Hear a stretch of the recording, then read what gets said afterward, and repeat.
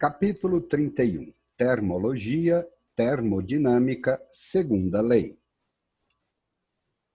Máquinas térmicas são máquinas que realizam trabalho e lidam com a variação de temperatura.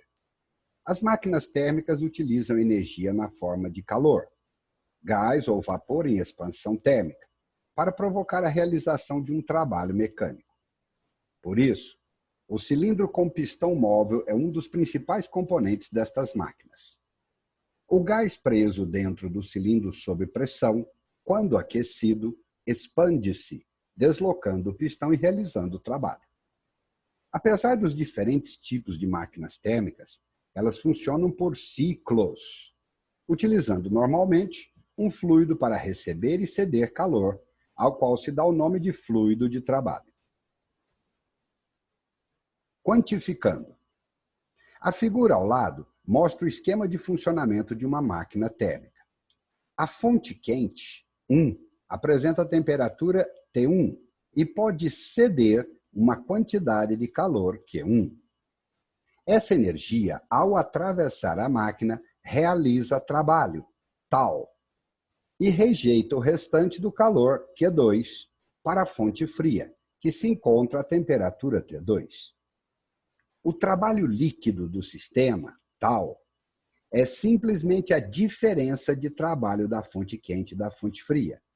O trabalho pode ser definido a partir das trocas de calor.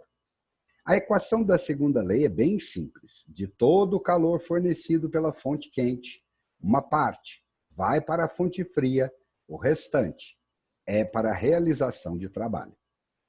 Q1 e Q2 são os calores cedido da fonte quente e recebido pela fonte fria. Rendimento, representado pela letra eta. O rendimento das máquinas térmicas pode ser, de uma maneira geral, a razão entre o trabalho total e o calor necessário para que ela funcione, ou seja, é o que se obtém a partir da fonte quente. Rendimento é tudo que a máquina consegue produzir de útil, comparado com o total. Como Q1 menos Q2 é igual a tal, no lugar de tal fazemos esta substituição. Aplicando a propriedade distributiva da divisão, chegamos a essa relação. O rendimento pode ser calculado como 1 menos Q2, o calor rejeitado para a fonte fria, sobre Q1. Qualquer uma destas duas equações pode ser utilizada para cálculo do rendimento. O rendimento é a eficiência com que a máquina térmica funciona. Em geral, o rendimento das máquinas é baixo. Motores de automóveis, da ordem de 20%. Motores de diesel, a diesel, da ordem de 30%. Grandes turbinas a gás, da ordem de 40%. Assim, o restante da energia que não é aproveitado pela máquina é jogado no ambiente em forma de energia inútil, perdida, como, por exemplo, calor, ruído, que é som, luz, etc. Ciclo de Carnot. O ciclo de Carnot é o ciclo reversível constituído por dois processos isotérmicos AB e CD, AB e CD, e dois processos adiabáticos, BC e DA. Por questões didáticas, a figura representa o ciclo de Carnot para um gás ideal e percorrido em certo sentido, embora qualquer substância possa ser levada a executar um ciclo de Carnot e o sentido possa ser invertido. Vamos analisar cada uma das transformações. AB é uma expansão isotérmica, temperatura constante. T1, temperatura da fonte quente.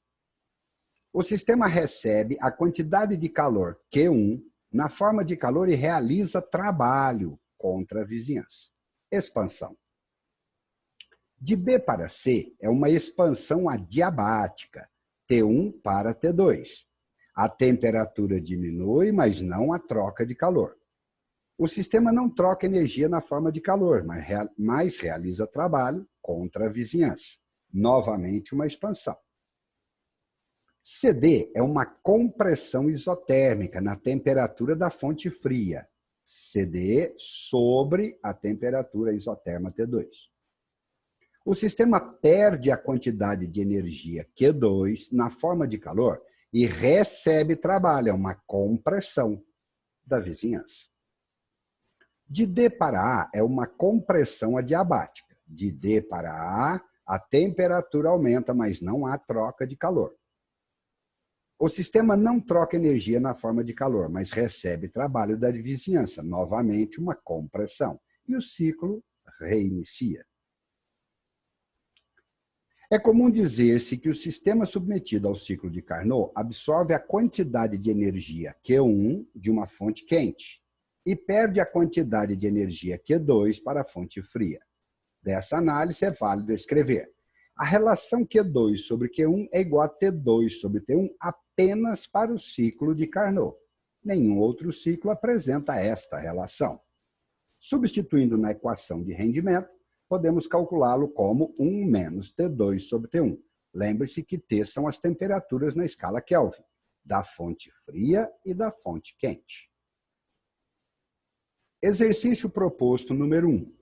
Pare o filme, resolva o exercício e depois confira a resposta.